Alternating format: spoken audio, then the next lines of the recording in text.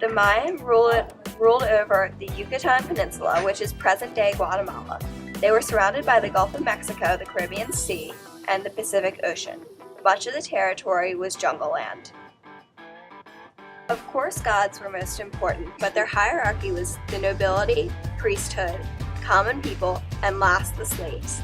Their ruler resided in the capital city. Gods always came first in importance and society, and last and least important were slaves.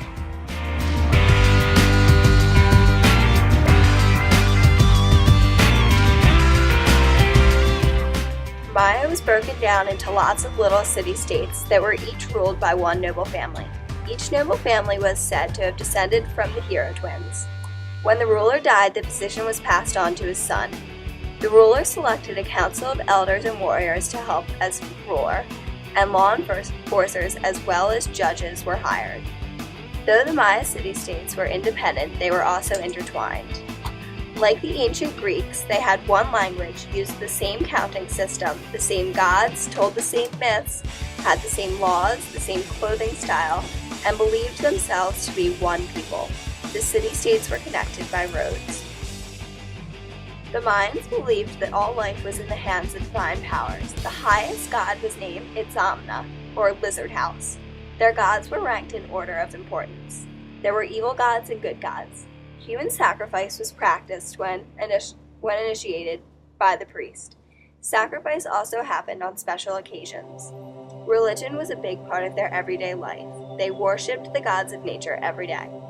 They buried their dead family members inside their homes under the floors and believed in afterlives. Nobles were buried in tombs. Ceremonies were held to keep demons, gods, and creatures in the underworld. When these ceremonies were held, priests dressed up in scary costumes because they believed they had to look scarier than the creatures in the underworld. Another protection from the underworld was women were not allowed to look into mirrors because they may be pulled into the underworld through the mirror.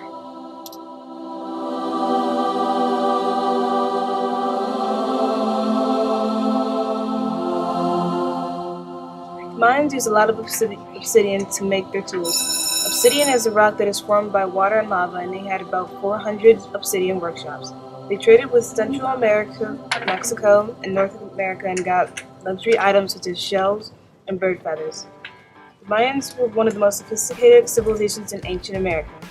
They created the most accurate calendar in history and used hieroglyphics to make it, and wrote it on bark, folded it, and covered it with plaster. Most peasants were farmers and farmed their own food. Houses were built out of adobe and thatch. The men hunted and women took care of the house and children. Chocolate was a drink of upper class people. They beheaded poor hostages when a new king was crowned. They would purposely dangle objects over babies' heads to permanently cross them because it made the baby special. Each day of the year had a different name. When a child is born, they are named after the day they were born on. The Mayans were the only ancient civilization in America to write down their own history. Like most civilizations, they had arranged marriage.